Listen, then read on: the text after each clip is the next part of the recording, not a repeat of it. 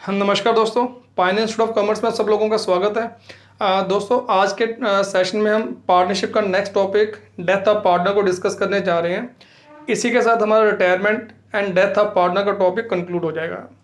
तो चलिए बात कर लेते हैं डेथ ऑफ पार्टनर की। अब देखो, जब भी किसी पार्टनर की डेथ होती है तो डेथ के कारण जो एग्जिस्टिंग पार्टनरशिप होती है वो डिसॉल्व हो जाती है। जैसे किसी पार्टनर की डेथ होगी तो पार्टनर्स के बीच में जो पार्टनरशिप का रिलेशन एग्जिस्ट कर रहा होता है वो डिसॉल्व हो जाता है। उसके बाद जो रिमेनिंग पार्टनर हैं वो मिलके फिर से एक नई पार्टनरशिप को रिकॉन्स्टिट्यूट कर सकते हैं, फिर से एक नई पार्टनरशिप फॉर्म कर सकते हैं और फॉर्म का बिजनेस जो है वो कंटिन्यू कर सकते हैं। तो अब हम बात कर लेते हैं कि जब किसी पार्टनर की डेथ होती है तो उस केस में फॉर्म के अंदर क्या क्या चेंजेस आती हैं। अब देखो, पहली चीज़ हमें करनी पड़ती है कि जो डिजीज पार्टनर है, यानी कि जिस पार्टनर की डेथ होती है, सबसे पहले उसका क्लेम कैलकुलेट करके उसके जो लीगल एयर होता है, यानी कि जो लीगल रिप्रेजेंटेटिव होते हैं, उनको पे किया जाता है। तो जो लीगल रिप्रेजेंटेटिव होता है उसको हम यहाँ पे बोलते हैं एग्जीक्यूटर। तो सबसे पहला काम हमें ये करना है पार्टनर की डेथ के कारण कि उसका यहाँ पे जो क्लेम है वो कैलकुलेट करके उसके लीगल रिप्रेजेंटेटिव को पे करना है। अब डिजीज पार्टनर का क्लेम कितना बनता है ये फाइंड आउट करने के लिए उसका कैपिटल अकाउंट प्रिपेयर किया जाता है। और कैपिटल अकाउंट कुछ इस तरीके से प्रिपेयर किया जाता है जैसे ऑलरेडी हम कैपिटल अकाउंट प्रिपेयर करते हैं, बिल्कुल वैसे ही करते हैं। और इस कैपिटल अकाउंट में यहाँ पे कुछ एडजस्टमेंट की जाती हैं और उसके बाद उसको बैलेंस करके जो भी इसका क्लेम निकलता है वो उसके एग्जीक्यूटर अकाउंट में ट्रांसफर किया जाता है। और उसके बाद जो उसका एग्जीक्यूटर है, यानी कि लीगल रिप्रेजेंटेटिव है, उसको पेमेंट करते हैं। ठीक है, जो भी एग्रीमेंट के मुताबिक मोड ऑफ पेमेंट होगा उसके मुताबिक हम उसकी पेमेंट करते हैं। तो अब हम देख लेते हैं सबसे पहले कि डिजीज पार्टनर के कैपिटल अकाउंट में कौन कौन सी एडजस्टमेंट की जाती हैं। अब दोस्तों, यहाँ पे जो एडजस्टमेंट है वो लगभग जो रिटायरमेंट ऑफ पार्टनर के टाइम की जाती है बिल्कुल वैसे ही हैं। ठीक है, थोड़ी बहुत इसमें यहाँ पे एडजस्टमेंट एक्स्ट्रा भी हैं। तो अब चलिए वन बाय वन हम डिस्कस कर लेते हैं और देखते हैं कि कौन कौन सी एडजस्टमेंट इसमें करनी पड़ती हैं। तो अब जब भी हम यहाँ पे कोई भी लेजर अकाउंट प्रिपेयर करते हैं तो हम डायरेक्टली कभी भी अकाउंट प्रिपेयर नहीं करते। सबसे पहले जो भी ट्रांजैक्शन होती है उसकी जर्नल बुक में एंट्री डालते हैं और उसके बाद वहाँ से उसकी पोस्टिंग जो है वो अकाउंट में की जाती है। ठीक है, तो जब भी हम अकाउंट बनाएंगे, चाहे वो पार्टनर्स के कैपिटल अकाउंट है, करंट अकाउंट है या कोई और अकाउंट है, तो पहले हमें यहाँ पे उनको जर्नलाइज करना पड़ता है, उन ट्रांजैक्शन की जर्नल एंट्री डालनी पड़ती है। अब तक हमने जितने भी ये रिटायरमेंट या एडमिशन के टाइम जो मैंने आपको एडजस्टमेंट करवाई है वो सारी मैंने जर्नल एंट्रीज के जरिए करवाई हैं। जर्नल एंट्रीज के जरिए आपको समझाया कि किस तरीके से यहाँ पे जो है डिफरेंट आइटम्स की ट्रीटमेंट दी जाती हैं और उसके बाद यहाँ पे अल्टीमेटली उसकी पोस्टिंग अकाउंट्स के अंदर होती है। तो अब जो भी एडजस्टमेंट यहाँ की जाती है मैंने फॉर्मेट बना रखा है। अब इसके अंदर जो जो आइटम हमने एडजस्ट किए हैं तो अब हम इनको जर्नल एंट्री के जरिए समझेंगे कि किस तरीके से हम यहाँ पे जो है अकाउंटिंग बुक्स के अंदर इसका ट्रीटमेंट देते हैं। अब देखो, सबसे पहले जब भी हम यहाँ पे डिजीज पार्टनर का क्लेम फाइंड आउट करते हैं तो सबसे पहले हम देखते हैं कि इसका ओपनिंग बैलेंस कितना है। जिस ईयर में पार्टनर की डेथ होती है उस ईयर के बिगनिंग में उसका कैपिटल अकाउंट का बैलेंस कितना है। सबसे पहले हम इसमें बैलेंस ब्रॉट डाउन करते हैं। अब मोस्टली तो यहाँ पे जो कैपिटल अकाउंट का बैलेंस होता है वो क्रेडिट बैलेंस ही होता है। ठीक है, कभी कभार यहाँ पे डेबिट बैलेंस भी हो सकता है और डेबिट बैलेंस तभी होता है जब पार्टनर ने एक्सेस में अमाउंट फॉर्म से विड्रॉ कर रखा है।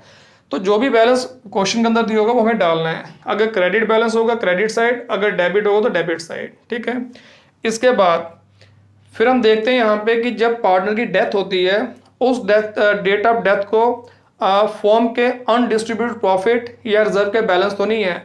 अगर फॉर्म के अनडिस्ट्रीब्यूटेड प्रॉफिट या रिजर्व के बैलेंस होंगे या एक्यूमुलेटेड लॉसेस के बैलेंस होंगे, वो यहाँ पे बैलेंस जो है सभी पार्टनर्स को यहाँ पे जो है डिस्ट्रीब्यूट कर दिए जाते हैं इंक्लूडिंग डिजीज पार्टनर। क्योंकि जो अनडिस्ट्रीब्यूटेड प्रॉफिट या एक्यूमुलेटेड लॉसेस होंगे उनके ऊपर राइट किसका होता है, ओनर का होता है। तो जब किसी पार्टनर की डेथ होती है तो वो सारे रिजर्व के बैलेंस या एक्यूमुलेटेड लॉसेस के बैलेंस सभी पार्टनर्स को उनकी प्रॉफिट शेयरिंग रेशियो में डिस्ट्रीब्यूट कर दिए जाते हैं। तो अब अगर यहाँ पे रिजर्व के बैलेंस हम डिस्ट्रीब्यूट करते हैं पार्टनर्स के बीच में तो उसकी यहाँ पे जर्नल एंट्री क्या बनेगी, ये चीज़ तो ऑलरेडी हम डिस्कस कर चुके हैं, बट फिर भी इन शॉर्ट आपको बता दूं। अब देखो, जब भी हम जर्नल एंट्री डालते हैं तो सबसे पहले हम देखते हैं कि इसमें दो अकाउंट कौन से इन्वॉल्व हैं। तो जब हम रिजर्व को डिस्ट्रीब्यूट करेंगे तो एक तो यहाँ पे रिजर्व अकाउंट हो गया और दूसरा पार्टनर्स के कैपिटल अकाउंट। ठीक है, पार्टनर्स कैपिटल अकाउंट, क्योंकि पार्टनर्स को कौन रिप्रेजेंट करता है, उनके कैपिटल अकाउंट। तो जब हम पार्टनर्स को रिजर्व डिस्ट्रीब्यूट करेंगे, रिजर्व बिजनेस की लाइबिलिटी होती है और लाइबिलिटी और कैपिटल का क्या रूल होता है। अगर हम यहाँ पे मॉडर्न क्लासिफिकेशन के हिसाब से देखें तो 5 तरह के अकाउंट होते हैं: एसेट्स, लाइबिलिटी, कैपिटल, एक्सपेंसेस और इनकम। लाइबिलिटीज और कैपिटल का रूल है कि जब जब कैपिटल या लाइबिलिटी बढ़ती है क्रेडिट, कम होती है तो डेबिट। अब रिजर्व यहाँ पे कम हो रहे हैं, इनको डेबिट करेंगे, और जब रिजर्व पार्टनर्स को डिस्ट्रीब्यूट करेंगे तो पार्टनर्स की कैपिटल बढ़ जाती है, तो इनको क्या करेंगे, क्रेडिट। तो एंट्री क्या बन जाती है, रिजर्व अकाउंट डीआर, जो भी रिजर्व का नाम दिया उसको हमें डेबिट करना है, जितने भी रिजर्व होंगे सबको डेबिट करना है, 1 है 2 है 3 है 4 है जो भी होंगे क्वेश्चन के अंदर, 2, और जितने भी पार्टनर्स हैं वो सबको हम यहाँ पे क्रेडिट करेंगे, उनके कैपिटल अकाउंट को क्रेडिट करेंगे। तो यहाँ पे हम पार्टनर्स दो हिस्सों में बांट लेते हैं, एक हो गया डिजीज पार्टनर और बाकी जो होंगे उनको बोलेंगे रिमेनिंग पार्टनर्स। तो यहाँ लिख देते हैं 2 remaining partners capital account and 2 disease partners capital account. ठीक है, तो ये एंट्री आती है जब हम रिजर्व को डिस्ट्रीब्यूट करते हैं। अब हम क्योंकि बात कर रहे हैं खाली डिजीज पार्टनर के कैपिटल अकाउंट की, अब ये एंट्री जो है हम यहाँ पे जो है डिजीज पार्टनर के कैपिटल अकाउंट में उसकी पोस्टिंग करेंगे। अब पोस्टिंग करने का क्या रूल है, हमें देखना है कि जिस अकाउंट में पोस्टिंग कर रहे हैं वो अकाउंट डेबिट में क्रेडिट में। यहाँ पे डिजीज पार्टनर का कैपिटल अकाउंट क्रेडिट में, एंट्री क्रेडिट में आएगी, नाम किसका आएगा, रिजर्व का। तो यहाँ पे आ गया बाय रिजर्व, जो भी रिजर्व होंगे यहाँ पे उसका अमाउंट जो इसका अपना शेयर होगा। ठीक है, तो इस तरीके से हम यहाँ पे जो है पोस्टिंग करते हैं इनके कैपिटल अकाउंट में। ऐसे ही यहाँ पे जो बाकी ट्रांजैक्शन है उनको पहले हमें जर्नलाइज करना होता है, फिर उसकी पोस्टिंग जो है इनमें करनी होती है। ठीक है, तो इसी तरीके से अगर एक्यूमुलेटेड लॉसेस बांटे हैं, अगर यहाँ पे हमने पार्टनर्स को एक्यूमुलेटेड लॉसेस इनको डिस्ट्रीब्यूट किया तो उसकी क्या एंट्री बनेगी। अब जो रिजर्व है उसकी जगह आ गया एक्यूमुलेटेड लॉसेस। ठीक है, और जो एक्यूमुलेटेड लॉसेस हैं ये हमारी फिक्टिशियस एसेट्स होती हैं। तो अगर ये एसेट है तो एसेट का क्या रूल है, एसेट जब जब बढ़ती हैं डेबिट में, कम होती हैं तो क्रेडिट में। एक्यूमुलेटेड लॉसेस जो है ये हम पार्टनर्स को बांट रहे हैं तो ये कम हो गया क्रेडिट। अब क्योंकि लॉसेस है इसकी वजह से पार्टनर्स की कैपिटल जो है वो कम हो जाती है, तो पार्टनर्स के कैपिटल अकाउंट को क्या करेंगे, डेबिट। तो यहाँ पे एंट्री बन जाती है remaining partners capital account DR deceased partner capital account DR to accumulated losses. जिस नाम से भी एक्यूमुलेटेड लॉसेस होंगे, जैसे प्रॉफिट लॉस का डेबिट बैलेंस हो सकता है, प्रीलिमिनरी एक्सपेंसेस हो सकते हैं, ठीक है ना, एडवर्टीजमेंट सस्पेंस अकाउंट का बैलेंस हो सकता है, कुछ भी होगा तो यहाँ पे क्रेडिट हो जाएगा। अब डिजीज पार्टनर का कैपिटल अकाउंट कहाँ पे, यहाँ डेबिट में, तो एंट्री डेबिट साइड, नाम किसका आएगा, एक्यूमुलेटेड लॉसेस का। तो देखो यहाँ पे एंट्री है टू एक्यूमुलेटेड लॉसेस। ठीक है, तो इस तरीके से हम लॉसेस भी यहाँ पे पार्टनर्स को डिस्ट्रीब्यूट कर देते हैं। तो जो भी इनकी प्रॉफिट शेयरिंग रेशो होगी उसी में इसको डिस्ट्रीब्यूट करेंगे। ठीक है, इसके अलावा फिर जब पार्टनर की डेथ होती है तो रिटायरमेंट की तरह ही यहाँ पे एसेट्स और लायबिलिटीज की रीवैल्यूएशन की जाती है, और रीवैल्यूएशन के बाद जो प्रॉफिट लॉस होता है उनको पार्टनर्स में डिस्ट्रीब्यूट किया जाता है। तो जो भी प्रॉफिट या लॉस होगा उसको डिस्ट्रीब्यूट करने की भी एंट्री आएगी। अब उसके लिए पहले हम रीवैल्यूएशन अकाउंट बनाते हैं, और रीवैल्यूएशन अकाउंट किस तरीके से बनता है ये ऑलरेडी हम यहाँ पे डिस्कस कर चुके हैं। तो उसके बाद यहाँ पे जो भी उसका बैलेंस निकलता है, चाहे प्रॉफिट है चाहे लॉस है, फिर उसको हम पार्टनर्स को डिस्ट्रीब्यूट करते हैं। तो अगर यहाँ पे प्रॉफिट को डिस्ट्रीब्यूट करते हैं तो उस केस में क्या एंट्री बनेगी, उस केस में हम रीवैल्यूएशन अकाउंट को डेबिट करेंगे। रीवैल्यूएशन अकाउंट को डेबिट क्यों करते हैं, क्योंकि रीवैल्यूएशन अकाउंट की क्रेडिट साइड बड़ी है, डेबिट छोटी है, तभी प्रॉफिट होता है। तो मतलब हम ये कह सकते हैं कि रीवैल्यूएशन अकाउंट में अगर प्रॉफिट आ रहा है तो उसका मतलब हो गया कि वो रीवैल्यूएशन अकाउंट की क्रेडिट साइड का बैलेंस है। तो जब हम यहाँ पे उसको बांटेंगे, बाकी पार्टनर्स को जब हम बांटेंगे तो रीवैल्यूएशन अकाउंट का जो क्रेडिट बैलेंस है वो खत्म हो जाएगा। तो जब बैलेंस खत्म होगा तो उसको हम क्या करेंगे, डेबिट। तो रीवैल्यूएशन अकाउंट को डेबिट करेंगे, और बाकी जो पार्टनर्स हैं, चाहे वो रिमेनिंग पार्टनर्स हैं चाहे वो डिजीज पार्टनर है, उनके कैपिटल अकाउंट को क्या कर देंगे, क्रेडिट, क्योंकि प्रॉफिट बांटने से उनकी कैपिटल जो है बढ़ जाती है। To deceased partners capital account. ठीक है, तो एंट्री बनती है revaluation account DR to remaining partners capital account to deceased partners capital account. जब हम रीवैल्यूएशन का प्रॉफिट बांटेंगे, प्रॉफिट क्योंकि इनकम है, इनकम जब होती है क्रेडिट में, अब जब उसको हम बांटेंगे तो हमारी बुक में इनकम खत्म हो रही है, और इनकम का रूल होता है इनकम बढ़ती है क्रेडिट में, कम होती है डेबिट में। तो यहाँ पे रीवैल्यूएशन का जो प्रॉफिट है वो कम हो रहा है क्योंकि पार्टनर्स को बांट रहे हैं, इसलिए रीवैल्यूएशन अकाउंट यहाँ पे जो है डेबिट हो जाएगा। और पार्टनर्स की कैपिटल उसके कारण बढ़ जाएगी, उसके कैपिटल अकाउंट को क्रेडिट कर देंगे। अब डिजीज पार्टनर का यहाँ पे कैपिटल अकाउंट क्रेडिट में, एंट्री क्रेडिट में आएगी, नाम किसका आएगा, रीवैल्यूएशन का, तो ये आ गया शेयर इन प्रॉफिट। और अगर लॉस है तो एंट्री उल्टी हो जाएगी, उस केस में पार्टनर्स के जो कैपिटल अकाउंट है वो डेबिट हो जाएंगे और रीवैल्यूएशन अकाउंट क्या हो जाएगा, क्रेडिट। तो क्योंकि पार्टनर्स की कैपिटल जो है उस कारण कम हो जाएगी, तो एंट्री कहाँ आएगी, debit side, to revaluation account share in loss. ठीक है। इसके अलावा अगर यहाँ पे फॉर्म की गुडविल है तो उसकी वैल्यूएशन की जाती है। फॉर्म की जो गुडविल की वैल्यूएशन करके डिजीज पार्टनर का कितना उसमें शेयर बनता है तो वो कैलकुलेट किया जाता है। तो जो रिमेनिंग पार्टनर्स हैं, क्योंकि उसको यहाँ पे उनको गेन होता है प्रॉफिट में, डिजीज पार्टनर के कारण उनका यहाँ पे जो प्रॉफिट में शेयर है वो बढ़ जाता है, इसलिए यहाँ पे जो है जो भी यहाँ पे डिजीज पार्टनर की गुडविल का शेयर होगा वो रिमेनिंग पार्टनर जो है वो अपनी तरफ से उसमें कंट्रीब्यूशन करते हैं। तो एक तरह से वो डिजीज पार्टनर को इसके लिए कंपनसेट करते हैं। डिजीज पार्टनर को मतलब उसके लीगल रिप्रेजेंटेटिव को कंपनसेट करते हैं। तो गुडविल की क्या एंट्री बनेगी, अब गुडविल की इसमें दो एंट्री आ सकती हैं कि जब भी हम यहाँ पे गुडविल की वैल्यूएशन करते हैं तो वैल्यूएशन से पहले में देखना होता है कि क्या ऑलरेडी फॉर्म की बुक में गुडविल एग्जिस्ट तो नहीं कर रही है। अगर कर रही है तो सबसे पहले पुरानी गुडविल को हम राइट ऑफ करते हैं। उसके बाद यहाँ पे पुरानी गुडविल को राइट ऑफ करने का मतलब सभी पार्टनर्स में उसको डिस्ट्रीब्यूट करते हैं। उसके बाद फिर यहाँ पे फॉर्म की गुडविल की फिर से वैल्यू की जाती है, वैल्यू निकाली जाती है, और जो नई वैल्यू आती है उसमें डिजीज पार्टनर का गुडविल का शेयर कंट्रीब्यूट कैलकुलेट करके फिर यहाँ पे जो रिमेनिंग पार्टनर उसमें कंट्रीब्यूशन करते हैं। तो इसमें दो एंट्री आ सकती हैं। पहली एंट्री पुरानी गुडविल को राइट ऑफ करने की।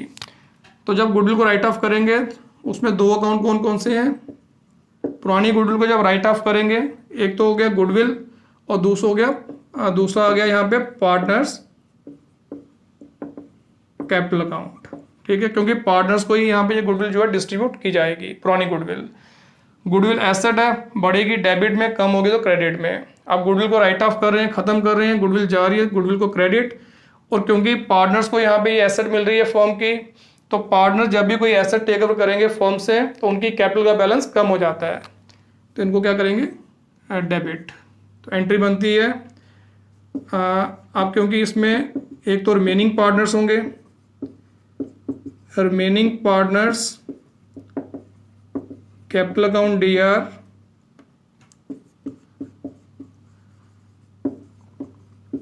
Disease partners capital account DR to goodwill. ठीक है, ये सारी चीज़ें ऑलरेडी हम डिस्कस कर चुके हैं। रिटायरमेंट टाइम बिल्कुल ऐसे ही किया जाता है। अब हम डिजीज पार्टनर के कैपिटल अकाउंट की बात कर रहे हैं तो वो यहाँ पे डेबिट में, ये एंट्री डेबिट में आएगी, नाम किसका आएगा, गुडविल का। तो देखो यहाँ पे लिखा है टू गुडविल, अमाउंट यहाँ पे आएगा जितना यहाँ पे डिजीज पार्टनर का शेयर बनता होगा। ठीक है, पुरानी गुडविल का। उसके बाद फिर से गुडविल की वैल्यूएशन की जाती है और उसमें डिजीज पार्टनर का जो भी शेयर होगा फिर वो पुराने पार्टनर जो वो कंट्रीब्यूट करते हैं। उस केस में एंट्री क्या बनेगी, अब इसमें दो अकाउंट हैं, एक तो रिमेनिंग पार्टनर्स के और दूसरा आ गया डिजीज पार्टनर। ठीक है, पार्टनर की डेथ के कारण जो रिमेनिंग पार्टनर्स हैं उनका प्रॉफिट में शेयर बढ़ जाएगा, तो उस केस में वो जो है डिजीज पार्टनर के जो लीगल रिप्रेजेंटेटिव हो गए उनको कंपनसेट करने के लिए उनका गुडविल का शेयर जो है कंट्रीब्यूट करेंगे। तो जिसकी वजह से रिमेनिंग पार्टनर की कैपिटल जो है वो कम हो जाएगी, तो इनको डेबिट, डिजीज पार्टनर की कैपिटल जो है वो बढ़ जाएगी, इसको क्रेडिट। तो एंट्री बनती है remaining partners capital account DR to deceased partners capital account. अब deceased partner capital account credit में, एंट्री क्रेडिट में आएगी, नाम किसका आ गया, जो रिमेनिंग पार्टनर्स, जिसको हम गेनिंग पार्टनर्स भी कह सकते हैं उनको। तो यहाँ पे आ गया bye gaining partners capital account. तो जिस पार्टनर जितना कंट्रीब्यूट किया होगा गुडविल में वो यहाँ पे आएगा। ठीक है, इंडिविजुअल अकाउंट उनके आएंगे, अलग अलग पार्टनर का अलग अलग अकाउंट, और उनका जो भी गुडविल में शेयर होगा वो यहाँ कैलकुलेट करके डाल देंगे। तो ये शेयर वो किस रेशो में कंट्रीब्यूट करते हैं, अपने गेनिंग रेशो में। जिस रेशो में रिमेनिंग पार्टनर्स को गेन होता है उसी रेशो में वो डिजीज पार्टनर की गुडविल में कंट्रीब्यूशन करेंगे। ठीक है, इसके अलावा जो डिजीज पार्टनर के लीगल रिप्रेजेंटेटिव हैं वो कई बार फॉर्म की एसेट्स या लाइबिलिटी को टेक ओवर कर सकते हैं, और अगर एसेट्स और लाइबिलिटी को टेक ओवर करेंगे उसकी भी एंट्री वही आएंगी जो हम ऑलरेडी पहले डिस्कस कर चुके हैं। अब पहले एसेट की बात कर लेते हैं। अगर डिजीज पार्टनर के यहाँ पे लीगल रिप्रेजेंटेटिव एसेट्स को टेक ओवर करते हैं तो उस केस में क्या एंट्री बनेगी, एसेट्स को टेक ओवर करने से पार्टनर्स की कैपिटल जो है कम हो जाती है, क्योंकि वो फर्म से कुछ ना कुछ लेके जा रहे हैं, तो फर्म से कुछ भी वो विड्रॉ किया जाता है तो इसकी वजह से कैपिटल कम हो जाती है। तो डिजीज पार्टनर के कैपिटल अकाउंट को हम यहाँ पे डेबिट कर देंगे। उस केस में disease partners capital account D R, और दूसरे एसेट कम हो रही है और एसेट बढ़ती है डेबिट में, कम होती है तो क्रेडिट में, टू एसेट अकाउंट। अब ये एंट्री कहाँ आएगी? डेबिट में। डिजीज पार्टनर का कैपिटल अकाउंट डेबिट में, एंट्री डेबिट में आएगी, नाम किसका आएगा? एसेट का। तो यहाँ आ गया to asset taken over by legal heir, ये आ गया अमाउंट। ऐसे अगर लाइबिलिटी टेक ओवर करेंगे तो एंट्री उल्टी हो जाएगी। लाइबिलिटी अगर बढ़ती है क्रेडिट में, कम होती है डेबिट में, तो लाइबिलिटी यहाँ कम होगी तो लाइबिलिटी को डेबिट, लाइबिलिटी अकाउंट डीआर, और लाइबिलिटी टेक ओवर करने से डिजीज पार्टनर की कैपिटल के ऊपर क्या इंपैक्ट पड़ेगा? उसकी कैपिटल बढ़ जाएगी। To deceased partners capital account, ठीक है। ये चीज़ मैं आपको पहले बता चुका हूँ कि पार्टनर की कैपिटल जो है वो किस तरीके से बढ़ती है, जो टेक ओवर करता है लाइबिलिटी को, क्योंकि लाइबिलिटी टेक ओवर करने का मतलब ये नहीं है कि उसने अपनी जेब से पे करना है। इसका मतलब फिलहाल ये लाइबिलिटी जो है फर्म की, ये पार्टनर पे कर रहा है, बट बाद में यहाँ पे एक तरह से अगर वो फर्म की लाइबिलिटी पे कर रहा है तो वो फर्म के अंदर यहाँ पे जो है और पैसा कंट्रीब्यूट कर रहा है, जिससे फर्म की लाइबिलिटी आसानी से पे हो सके। तो ये यानी कि एक तरह से यहाँ पे उसकी कैपिटल जो है वो बढ़ रही है, वो कैपिटल में कंट्रीब्यूट कर रहा है, क्योंकि पार्टनर कुछ भी बिजनेस के अंदर कंट्रीब्यूट करेगा वो उसकी कैपिटल मानी जाएगी, ठीक है। चाहे वो बिजनेस की एक्टिविटी को चलाने के लिए पैसा लगा रहा है, चाहे वो बिजनेस की लाइबिलिटी पे करने के लिए पैसा लगा रहा है, तो वो पार्टनर की कैपिटल पे यही इंपैक्ट डालता है कि वो कैपिटल मानी जाती है पार्टनर की, जिसकी वजह से उसका यहाँ पे जो बैलेंस है कैपिटल अकाउंट का वो बढ़ जाता है। इसलिए यहाँ पे डिजीज पार्टनर के कैपिटल अकाउंट का बैलेंस बढ़ा। तो ये एंट्री यहाँ पे अकाउंट में कहाँ आएगी? पार्टनर का कैपिटल अकाउंट क्रेडिट में, एंट्री क्रेडिट में, नाम किसका आएगा? लाइबिलिटी का। जो भी लाइबिलिटी टेक ओवर की होगी यहाँ पे उसका नाम आएगा, ठीक है। अब इसके अलावा और कौन कौन सी इसमें एडजस्टमेंट हो सकती हैं? अब ये जो हमने अब तक एडजस्टमेंट डिस्कस करी, ये सारी हम रिटायरमेंट के टाइम भी करते हैं, ठीक है। रिटायरमेंट के टाइम भी यही कंडीशन होती है, तो उसमें ये सारी एडजस्टमेंट वहाँ करते हैं। बट अब यहाँ पे जब किसी पार्टनर की डेथ होती है तो उसके कैपिटल अकाउंट में कुछ एक्स्ट्रा एडजस्टमेंट भी की जाती हैं। अब वो एक्स्ट्रा एडजस्टमेंट क्या क्या हैं, सुनो ध्यान से। एक तो हमें ये देखना पड़ता है कि भाई यहाँ पे जिस पार्टनर की डेथ हुई है, क्या यहाँ पे एग्रीमेंट के अंदर इंटरेस्ट ऑन कैपिटल का प्रोविज़न है, सैलरी कमीशन पे करने का प्रोविज़न है। अगर यहाँ पे इस पार्टनर को, डिजीज पार्टनर को यहाँ पे कैपिटल पे इंटरेस्ट मिलता रहा है एग्रीमेंट के मुताबिक, या इसको सैलरी कमीशन मिलती रही है, तो उस चीज़ को भी हमें यहाँ पे कैलकुलेट करना पड़ता है कि भाई डेट ऑफ डेथ तक इसकी कैपिटल पे जितना इंटरेस्ट बना है, इसकी यहाँ पे जो है जितनी सैलरी या कमीशन बनी है, या इसकी ड्राइंग्स जो इसने ड्राइंग्स की हैं, तो बिगिनिंग से लेके डेट ऑफ डेथ तक ड्राइंग पे जो इंटरेस्ट है वो कैलकुलेट करके वो भी यहाँ पे इसके कैपिटल अकाउंट में एडजस्ट किया जाता है, ठीक है। पहले हम बात कर लेते हैं इंटरेस्ट ऑन कैपिटल की। इंटरेस्ट ऑन कैपिटल जो किस तरीके से कंप्यूट किया जाएगा? अब मान लो यहाँ पे हमारा जो अकाउंटिंग ईयर है वो अप्रैल 1 को स्टार्ट होता है, ठीक है। ये अप्रैल 1 2018 है। अगर ये अप्रैल 1 2018 है तो इसका जो क्लोजिंग है वो 31 मार्च 2019 को होगी। अब मान लेते हैं 1 अगस्त को यहाँ पे जो है पार्टनर की डेथ हो जाती है, ठीक है, किसी पार्टनर की डेथ हो जाती है। तो अब हमें यहाँ पे इस डेट को यहाँ पे इसका कैपिटल अकाउंट हम बना रहे हैं इसका क्लेम फाइंड आउट करने के लिए। बाकी एडजस्टमेंट के साथ साथ ये भी देखा जाता है कि भाई इसकी कैपिटल पे इंटरेस्ट दिया जाता है। अगर कैपिटल पे इंटरेस्ट है तो अप्रैल से लेके अगस्त 1 तक का जो पीरियड होगा, इस पीरियड के लिए जितना उसका कैपिटल पे इंटरेस्ट बनता होगा वो कैलकुलेट करके उसके अकाउंट में क्रेडिट किया जाएगा, ठीक है। तो जो भी इसका पीरियड होगा, अब यहाँ पे कितने महीने बनते हैं? अप्रैल, मई, जून, जुलाई। अब 4 मंथ का यहाँ पे जो इंटरेस्ट होगा वो कैलकुलेट करके पार्टनर्स के कैपिटल अकाउंट में उसको क्रेडिट किया जाएगा। क्योंकि जब हम इंटरेस्ट पे करते हैं पार्टनर्स को तो क्या एंट्री बनती है? इंटरेस्ट ऑन कैपिटल जो है फर्म का एक्सपेंस है तो उसको हम डेबिट करते हैं, और क्योंकि इंटरेस्ट ऑन कैपिटल पार्टनर्स को मिलता है तो जिसकी वजह से उनकी कैपिटल बढ़ जाती है। तो यहाँ पे एंट्री बनती है interest on capital to deceased partners capital account, ठीक है। तो ये भी देखा जाता है कि भाई उसकी यहाँ पे सैलरी कमीशन जो है वो कितनी बनती है। अगर सैलरी कमीशन जो है उसको एनुअली दी जाती है, फिर देखा जाता है इस पीरियड की यहाँ पे जो है कितनी सैलरी या कमीशन उसकी बनती है। तो 4 मंथ की जो भी सैलरी कमीशन होगी तो वो भी यहाँ पे उसके अकाउंट में क्रेडिट की जाती है, तो उसकी भी एंट्री क्या बनेगी? सैलरी कमीशन, ये भी फर्म का एक्सपेंस है। सैलरी कमीशन, बोनस, फी, कुछ भी होगा, DR to deceased partners capital account. ठीक है, इस तरीके से पहले हम जर्नल एंट्री करते हैं, बाद में यहाँ पे इनकी पोस्टिंग जो है वो लेजर अकाउंट में करते हैं। अब दोनों केसेस में डिजीज पार्टनर के कैपिटल अकाउंट क्रेडिट में, तो एंट्री क्रेडिट में आएगी, नाम आएगा जो उसके ऑपोजिट है। तो देखो यहाँ पे है bye interest on capital, by salary commission fee extra. ठीक है, तो इस तरीके से यहाँ पे जो इसकी एडजस्टमेंट होती है। इसके अलावा एक और इम्पॉर्टेंट चीज़ जो सबसे ज़्यादा इंपॉर्टेंट है डेथ ऑफ पार्टनर के केस में, वो है इसका प्रॉफिट में शेयर। ठीक है, अब प्रॉफिट में शेयर जो है वो किस तरीके से निकाला जाता है?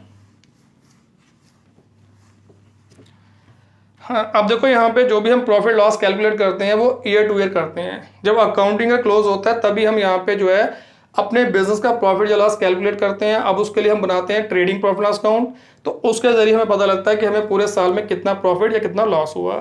बट पार्टनर की डेथ जो है वो किसी भी टाइम हो सकती है, तो इसलिए यहाँ पे हमें ये भी देखना पड़ता है कि भाई जब पार्टनर की डेथ हुई तो बिगनिंग से लेके डेट ऑफ डेथ तक यहाँ पे जो है फर्म ने कितना प्रॉफिट अर्न किया, और उसमें जो डिजीज पार्टनर का शेयर बनता होगा वो भी यहाँ पे जो है उसको दिया जाता है। ठीक है, अब अमूमन तो हम यहाँ पे जो प्रॉफिट है वो क्लोजिंग डेट को निकालते हैं। अब जैसे इस एग्जांपल को लेते हैं, तो यहाँ पे हम अपना जो प्रॉफिट है वो 31 मार्च 2019 को कैलकुलेट करेंगे ट्रेडिंग प्रॉफिट लॉस अकाउंट के जरिए। बट अगर पार्टनर की डेथ बीच में हो जाती है, जैसे यहाँ पे 1 अगस्त को उसकी डेथ होती है, तो अब यहाँ पे जो है क्वेश्चन ये उठता है कि इसका प्रॉफिट का शेयर हम कैसे कैलकुलेट करें, क्योंकि अगस्त 1 को हमें नहीं मालूम कि हमें कितना प्रॉफिट या कितना लॉस हुआ है। ठीक है, अब अप्रैल से लेके 1 अगस्त तक का जितना भी यहाँ पे प्रॉफिट यहाँ पे फर्म ने अर्न किया होगा उसका जो प्रोपोर्शनेट शेयर होगा डिजीज पार्टनर का वो उसको दिया जाएगा। बट अब यहाँ पे प्रॉब्लम ये आती है कि इस पीरियड का प्रॉफिट हम कैसे निकालें, क्योंकि प्रॉफिट हम क्लोजिंग डेट को निकालते हैं, तो अभी 2-4 महीनों के लिए हम अलग से प्रॉफिट लॉस अकाउंट नहीं बनाएंगे। ठीक है, और ना ही हमारे पास यहाँ पे कंप्लीट इन्फॉर्मेशन होती है। अब इसमें हम यहाँ पे एस्टिमेशन बेसिस पे यहाँ पे डिजीज पार्टनर का प्रॉफिट जो है वो कैलकुलेट करते हैं और उसके अकाउंट में क्रेडिट करते हैं। अब इसके यहाँ पे 3 तरीके हैं या 3 मेथड्स हैं, जिनमें से कोई भी हम सूटेबल मेथड को यूज़ करके हम डिजीज पार्टनर का प्रॉफिट का शेयर कैलकुलेट कर सकते हैं। ठीक है, नंबर 1, सबसे पहले जो पहला मेथड है इसमें हम क्या करते हैं कि अपने प्रीवियस ईयर का प्रॉफिट देखते हैं। ठीक है, कि पिछले साल का हमारा प्रॉफिट कितना है। फिर हम ये अज्यूम कर लेते हैं कि भाई जितना प्रॉफिट फर्म ने पिछले साल अर्न किया है कम से कम उतना प्रॉफिट वो इस साल भी अर्न करेगी, और उसके अकॉर्डिंग यहाँ पे जो है फिर प्रोपोर्शनेट यहाँ पे प्रॉफिट निकाला जाता है, और उसमें डिजीज पार्टनर का कितना शेयर बनता है वो निकाल के उसके अकाउंट में क्रेडिट किया जाता है। फॉर एग्जांपल मान लेते हैं कि लास्ट ईयर का इसका प्रॉफिट जो है इस फर्म का वो ₹50,000 है। ठीक है, तो हम ये मान लेते हैं इसमें कि भाई इस साल भी कम से कम फर्म जो है पूरे साल अप्रैल से लेकर 31 मार्च तक यहाँ पे 50,000 प्रॉफिट कमाएगी। अगर ये पूरे साल 50,000 प्रॉफिट कमाएगी तो ये 4 महीनों का क्या प्रॉफिट होगा? 50,000 इंटू 4/12 कर लेंगे। ठीक है, इन 4 मंथ का प्रॉफिट कितना होगा वो निकालेंगे। ये 4 मंथ का प्रॉफिट आ गया। अब इसमें डिजीज पार्टनर का कितना शेयर है वो कैलकुलेट करके उसके अकाउंट में डाल देंगे। तो अब डिजीज पार्टनर मान लो इसमें शेयर बनता है 1/3, तो इंटू 1/3 करेंगे, जो आएगा वो उसके कैपिटल अकाउंट में क्रेडिट हो जाएगा। ठीक है, अब उसकी एंट्री क्या बनेगी? चलो एंट्री में बाद में बताता हूँ, पहले मैं यहाँ पे प्रॉफिट कैलकुलेट करने का आपको मेथड बता दूँ। तो पहला मेथड है कि लास्ट ईयर के प्रॉफिट के बेसिस पे यहाँ पे डिजीज पार्टनर का प्रॉफिट का शेयर निकाला जाता है। ठीक है, नंबर 2 दूसरा मेथड है कि फिर हम क्या करते हैं कि पिछले 3-4 सालों का प्रॉफिट लेके उसकी पहले एवरेज निकालते हैं, फिर एवरेज प्रॉफिट में यहाँ पे जो है डिजीज पार्टनर का जो प्रॉफिट का शेयर है वो कैलकुलेट किया जाता है। यानी कि दूसरे मेथड में हम किसी एक ईयर का प्रॉफिट ना लेके पिछले 4-5 सालों का प्रॉफिट को लेके पहले उसकी एवरेज निकालते हैं। तो पहले हम अगर एवरेज निकालेंगे तो पहले हमें यहाँ पे उसके लिए अपने प्रीवियस ईयर के प्रॉफिट चाहिए होते हैं। ठीक है, अब डिपेंड करता है कि हम यहाँ पे कितने सालों का प्रॉफिट लेना चाहते हैं, 2, 3, 4, 5, 6, तो जो भी यहाँ पे डिसाइड होगा उसके मुताबिक हम यहाँ पे प्रीवियस ईयर के प्रॉफिट लेके उनकी एवरेज निकालते हैं। मान लो हमारा यहाँ पे जो एवरेज प्रॉफिट है वो निकला 60,000। ठीक है, 5 सालों का प्रॉफिट लिया, जितना प्रॉफिट लिया उसको टोटल किया, डिवाइड किया 5 के साथ, तो एवरेज प्रॉफिट आ गया 60,000। अब इसमें यहाँ पे डिजीज पार्टनर का कितना शेयर है वो निकालने के लिए पहले हम देखेंगे कि एवरेज अगर 60,000 प्रॉफिट आ रहा है तो 4 महीने का कितना होगा। ठीक है, उसके बाद जो डिजीज पार्टनर का प्रॉफिट में शेयर होगा उस रेशो का उसको फर्दर मल्टीप्लाई करेंगे तो डिजीज पार्टनर का प्रॉफिट में शेयर निकल आएगा। ठीक है, ये दूसरा मेथड है। पहला मेथड कि लास्ट ईयर के प्रॉफिट के बेसिस पे डिजीज पार्टनर का प्रोपोर्शनेट शेयर इन प्रॉफिट निकाला जाता है। दूसरा कि लास्ट 4-5 ईयर्स का प्रॉफिट लेके पहले उसकी एवरेज निकाली जाती है, फिर उस एवरेज के बेसिस पे डिजीज पार्टनर का प्रोपोर्शनेट शेयर निकाला जाता है। अब थर्ड मेथड है कि हम यहाँ पे सेल बेसिस पे भी यहाँ पे जो है ये प्रॉफिट जो है वो कैलकुलेट कर सकते हैं। सेल बेसिस पे कैसे कैलकुलेट करेंगे? सेल बेसिस पे प्रॉफिट कैलकुलेट करने के लिए सबसे पहले हमें यहाँ पे जो है पिछले साल का प्रॉफिट चाहिए होता है और पिछले साल की सेल कितनी है वो चाहिए होती है। ठीक है, मान लो यहाँ पे लास्ट ईयर हमारा जो प्रॉफिट था वो 50,000 है और जो पिछले साल फर्म ने सेल की है और ₹5 लाख है। अब हम देखेंगे कि पिछले साल जो प्रॉफिट है वो सेल का कितना परसेंट है, इनकी परसेंटेज निकाल लेंगे। 50,000 divided by 5 lakh into 100, percentage ऐसे निकालते हैं। प्रॉफिट को डिवाइड करेंगे सेल के साथ, इंटू कर लेंगे 100 के साथ, ये कितना आ गया 10%। तो यानी कि लास्ट ईयर यहाँ पे जो फर्म ने प्रॉफिट कमाया वो सेल का 10% कमाया। तो हम ये मान के चलेंगे कम से कम फर्म इस साल भी यहाँ पे जो है सेल का 10% प्रॉफिट अर्न करेगी। अब हम देखेंगे कि इन 4 मंथ की सेल हमारी क्या है। ठीक है, इसकी इन्फॉर्मेशन तो हमारी बुक से मिल जाएगी क्योंकि जब जब हमने सेल परचेज की होगी बुक में उसकी रिकॉर्डिंग की होगी। तो इन 4 मंथ की सेल कितनी है, जितनी भी 4 मंथ की सेल होगी उसका 10% निकालेंगे तो वो इन 4 मंथ का प्रॉफिट निकलाएगा। फिर उसको यहाँ पे डिजीज पार्टनर की जो रेशो होगी वो अप्लाई करके उसका यहाँ पे प्रॉफिट में शेयर जो कैलकुलेट कर लेंगे।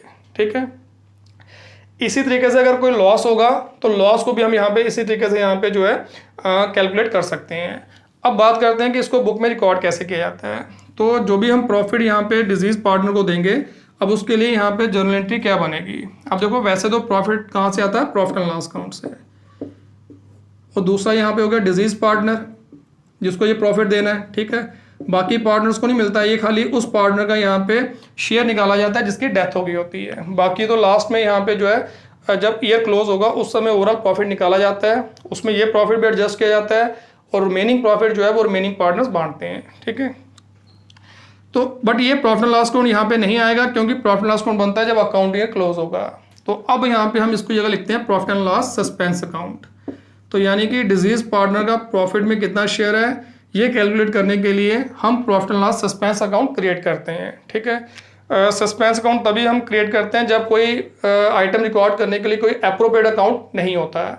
तो क्योंकि ये जो प्रॉफिट का हम इसका शेयर कैलकुलेट कर रहे हैं, अब इसके लिए हम profit and loss account prepare नहीं कर सकते, इसलिए यहाँ पे हम profit and loss suspense account open करते हैं। अब क्योंकि जब हम प्रॉफिट बांटते हैं, प्रॉफिट जो है वो प्रॉफिट एंड लॉस अकाउंट का क्रेडिट बैलेंस होता है। प्रॉफिट एंड लॉस अकाउंट की क्रेडिट साइड बड़ी है, डेबिट छोटी है, तो प्रॉफिट होता है। तो ये क्रेडिट बैलेंस है। ठीक है, इनकम का हमेशा क्रेडिट बैलेंस होता है और जब इनकम बांटेंगे तो इनकम हमारी बुक में खत्म हो जाएगी, इनकम आएगी क्रेडिट, जब इनकम होगी क्रेडिट और जब खत्म होगी तो डेबिट। तो इसलिए profit and loss suspense account को यहाँ पे हम क्या करेंगे, डेबिट। और डिजीज पार्टनर के कैपिटल अकाउंट में ये प्रॉफिट जाएगा तो उनकी वजह से उसकी कैपिटल बढ़ जाएगी, तो उसको क्या करेंगे, क्रेडिट। तो एंट्री बनती है profit and loss suspense account DR to deceased partners capital account. Profit में अगर शेयर मिलता है तो पार्टनर्स की कैपिटल बढ़ जाती है। अब डिजीज पार्टनर का कैपिटल अकाउंट क्रेडिट में, एंट्री क्रेडिट में आएगी, नाम किसका आएगा, profit and loss suspense account. ये आ गया। अगर लॉस है तो बिल्कुल ऑपोजिट हो जाएगा, एंट्री उल्टी हो जाएगी तो एंट्री डेबिट में आएगी। ठीक है, तो इसके अलावा बिगिनिंग से लेकर डेट ऑफ डेथ तक अगर पार्टनर ने कुछ ड्राइंग्स कर रखी हैं तो वो ड्राइंग की एंट्री भी यहाँ पे आएगी। और ड्राइंग कहाँ आएगी, ड्राइंग की वजह से यहाँ पे पार्टनर की कैपिटल जो है वो क्या हो जाती है, कम हो जाती है। तो ड्राइंग जो है वो पार्टनर्स के कैपिटल अकाउंट में कहाँ आएगी, डेबिट में। और उसके ऊपर जो भी इन 4 मंथ का 5 मंथ का जो भी यहाँ पे पीरियड होगा उसका जो इंटरेस्ट होगा वो इंटरेस्ट कैलकुलेट करके भी हम यहाँ पे जो है पार्टनर्स के कैपिटल अकाउंट में डेबिट में डालते हैं, क्योंकि ड्राइंग और इंटरेस्ट ऑन ड्राइंग की वजह से पार्टनर्स की कैपिटल जो है वो कम हो जाती है।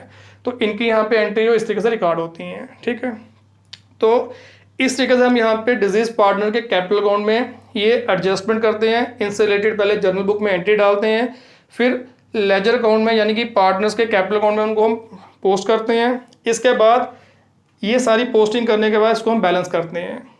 ये साइड बड़ी है, ये छोटी होगी, तो जो भी डिफरेंस होगा वो हम यहाँ पे उसका जो एग्जीक्यूटर है उसके अकाउंट में उसको ट्रांसफ़र कर देते हैं। ठीक है, ये साइड बड़ी होगी, ये छोटी होगी, तो यहाँ लिखते हैं। कोई भी बैलेंस निकलता है, जो भी बैलेंस निकलेगा उसके एग्जीक्यूटर अकाउंट में ट्रांसफ़र हो जाता है। एग्जीक्यूटर कौन हो गया?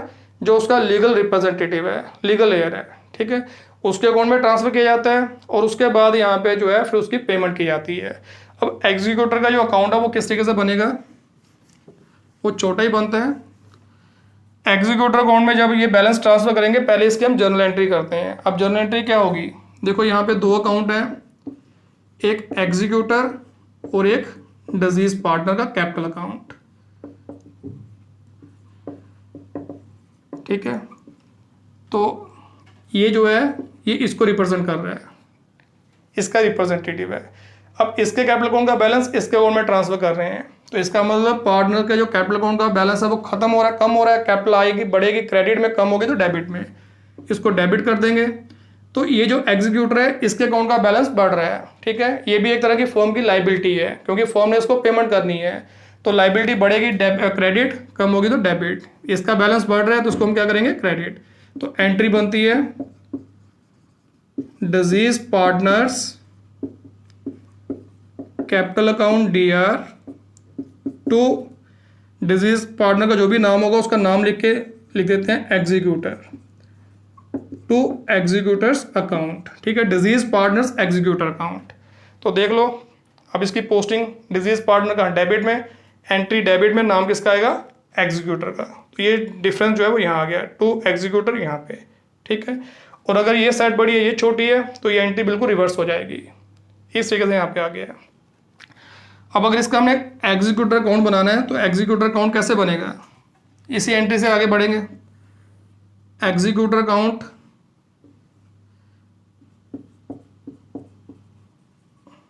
डिजीज पार्टनर्स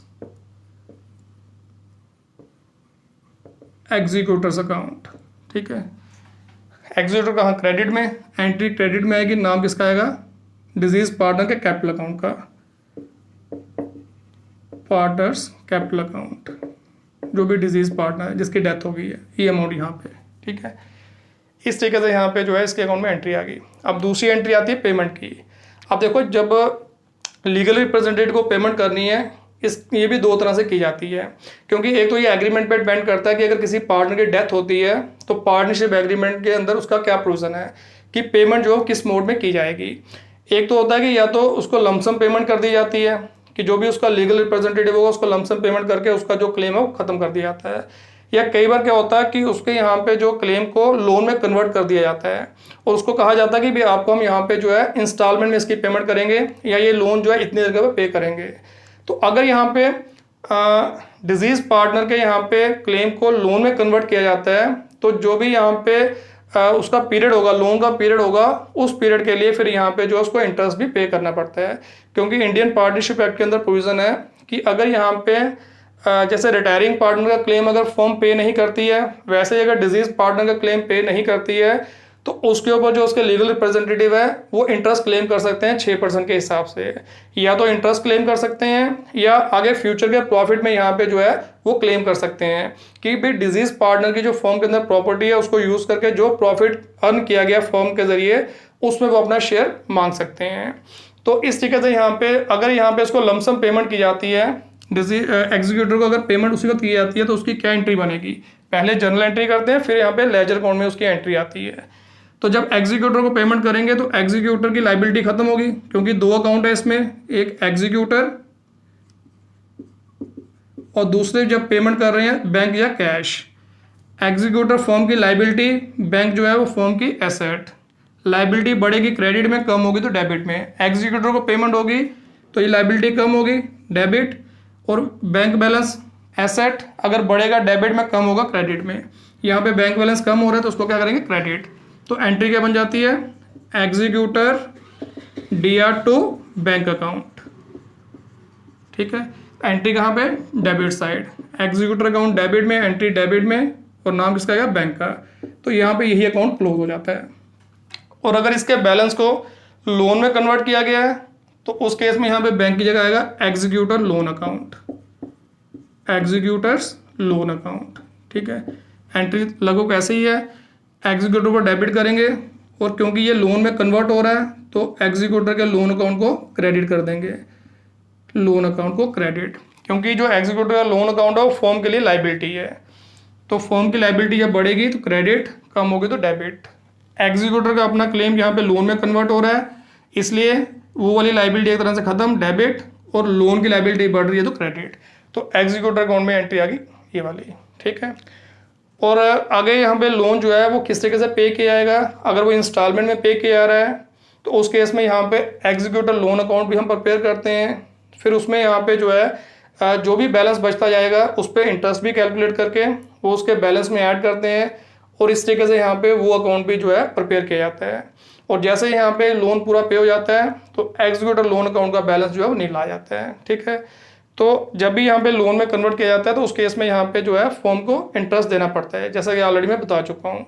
और 6% के हिसाब से यहाँ पे जो है इंटरेस्ट जो है वो क्लेम कर सकता है जो उसके लीगल रिप्रेजेंटेटिव हैं, या आगे फ्यूचर के प्रॉफिट में वो शेयर क्लेम कर सकते हैं। तो इस तरीके से यहाँ पे जो है किसी भी पार्टनर की डेथ के टाइम यहाँ पे जो है ये जो एडजस्टमेंट है वो फर्म के अंदर की जाती हैं, फर्म की अकाउंटिंग बुक्स के अंदर की जाती हैं, और डिजीज पार्टनर का जो क्लेम है वो सेटल किया जाता है, ठीक है। अच्छा, ये भी चीज़ आपको बता दूं कि भाई अगर इन केस यहाँ पे इंटरेस्ट जो डिजीज़ पार्टनर का लोन है वो पे किया जाता है, इंस्टॉलमेंट में पे किया जाता है, जब फिक्स पीरियड के बाद पे किया जाता है, उस केस में यहाँ पे जो है 2 एंट्री आती हैं। एक इंटरेस्ट की एंट्री आएगी और दूसरा यहाँ पे जो इंस्टॉलमेंट पे की जा रही है, जब प्रिंसिपल अमाउंट पे किया जा रहा है उसकी एंट्री आएगी। अगर इंटरेस्ट की एंट्री बनती है तो क्या बनेगी, अगर मान लो जो डिजीज पार्टनर का एग्जीक्यूटर है उसके बैलेंस को अगर हम यहाँ पे लोन में कन्वर्ट करते हैं और लोन जो है आगे इंस्टॉलमेंट में पे करना है या लमसम पे करना है किसी पीरियड के बाद, उस केस में 2 एंट्री आएंगी, एक इंटरेस्ट की, क्योंकि इंटरेस्ट भी तो ड्यू होगा, एक इंटरेस्ट की एंट्री आएगी और दूसरी जो इंस्टॉलमेंट पे करने की एंट्री आएगी। अगर इंटरेस्ट की एंट्री आएगी तो क्या बनेगी, अब देखो यहाँ पे जब इंटरेस्ट ड्यू होगा तो उसमें 2 अकाउंट कौन कौन से हैं, एक इंटरेस्ट ड्यू और दूसरा एग्जीक्यूटर लोन, या एग्जीक्यूटर भी कह सकते हैं। एग्जीक्यूटर को कौन रिप्रेजेंट कर रहा है, उसका लोन। इंटरेस्ट जो है ये फर्म की क्या है, एक्सपेंस, क्योंकि उसने इंटरेस्ट पे करना है। अगर एक्सपेंस होगा तो डेबिट, एक्सपेंस बढ़ेगा डेबिट, कम होगा तो क्रेडिट। तो यहाँ पे इंटरेस्ट को क्या करेंगे, डेबिट। तो एंट्री बनती है इंटरेस्ट अकाउंट DR, और क्योंकि ये इंटरेस्ट ड्यू हुआ, अभी पे नहीं हुआ, ड्यू हुआ, यानी कि इंटरेस्ट पे करने की डेट आ गई है, तो अब जब इंटरेस्ट ड्यू होगा उसकी वजह से जो एग्जीक्यूटर वाली लाइबिलिटी है वो भी बढ़ जाएगी, कि जहां पहले उसको 1 लाख रुपए पे करना है, अब 1 लाख के साथ साथ उसका इंटरेस्ट भी पे करना है। तो एग्जीक्यूटर का जो लोन है बढ़ जाएगा, और लाइबिलिटी जब बढ़ेगी क्रेडिट, कम होगी तो डेबिट, तो इसको क्या कर देंगे, क्रेडिट। तो यहाँ पे आ गया टू एग्जीक्यूटर्स लोन अकाउंट, ठीक है। फिर दूसरी एंट्री आएगी जब इंस्टॉलमेंट पे की जाएगी, जब इंस्टॉलमेंट पे की जाएगी उस केस में 2 अकाउंट, एक एग्जीक्यूटर लोन और दूसरा कौन सा, बैंक। एग्जीक्यूटर लोन उस केस में कम हो रहा है, लायबिलिटी बढ़ेगी, क्रेडिट में कम होगी तो डेबिट में, तो ये डेबिट। और बैंक बैलेंस एसेट बढ़ेगा डेबिट में, कम होगा तो क्रेडिट में, क्रेडिट। तो दूसरी एंट्री बन जाती है executors loan account DR to bank account, ठीक है। तो इस तरीके से यहाँ पे जो है लोन की रीपेमेंट की ये 2 एंट्री आती हैं। तो इसके अकॉर्डिंग यहाँ पे जो इनके लोन अकाउंट बनेंगे उसमें भी ये एंट्री पोस्ट हो जाएगी। एग्जीक्यूटर के लोन अकाउंट में इंटरेस्ट कहाँ आएगा, क्रेडिट साइड, और जब पेमेंट होगी तो कहाँ आएगा, डेबिट साइड। तो इस तरीके से यहाँ पे एग्जीक्यूटर लोन अकाउंट भी हम प्रिपेयर कर सकते हैं, और जब तक उसका बैलेंस रहेगा वो अकाउंट जो है आगे चलता रहेगा।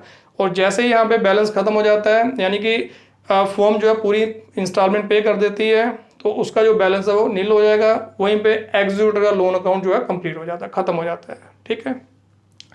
तो ये थी हमारी यहाँ पे डिजीज पार्टनर से रिलेटेड कुछ एडजस्टमेंट। अब इसके अलावा एक और इम्पॉर्टेंट चीज़ है कि कई सारे बच्चों को यहाँ पे डिसोल्यूशन ऑफ पार्टनरशिप और डिसोल्यूशन ऑफ फर्म के बीच में जो है डाउट रहता है, कन्फ्यूजन रहता है। अब देखो, डिसोल्यूशन ऑफ पार्टनरशिप और डिसोल्यूशन ऑफ फर्म जो है ये दोनों अलग चीज़ें हैं, एक ही चीज़ नहीं है।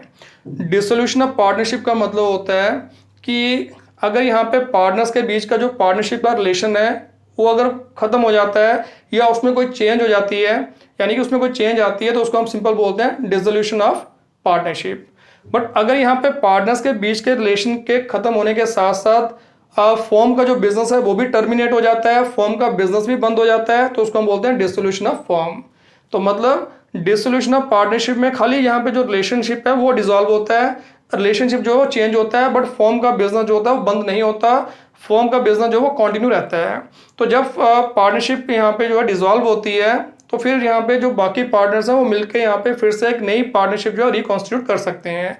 जबकि डिसोल्यूशन ऑफ फॉर्म का मतलब हो गया कि पार्टनर्स के बीच का जो रिलेशन है वो भी खत्म हो गया और प्लस फॉर्म का जो बिजनेस है वो भी टर्मिनेट हो गया, यानी कि अब यहाँ पे जो पार्टनर्स हैं वो आगे फॉर्म का बिजनेस कंटिन्यू नहीं करना चाहते। ठीक है, तो इन दोनों टर्म्स में यहाँ पे जो है ये डिफरेंस है, तो इस चीज़ का ध्यान रखना। बच्चे अक्सर इसमें कन्फ्यूज होते हैं और दोनों को एक ही चीज़ समझ लेते हैं। तो दोस्तों ये था हमारा आज का डेथ ऑफ पार्टनर और ये टॉपिक यहीं पे कंक्लूड हो गया। अब हमारा पार्टनरशिप का लास्ट टॉपिक बचा है डिसोल्यूशन ऑफ फॉर्म, जो कि हम आने वाले सेशन में डिस्कस करेंगे। तो चलिए दोस्तों मिलेंगे अपने अगले सेशन में। Thank you very much.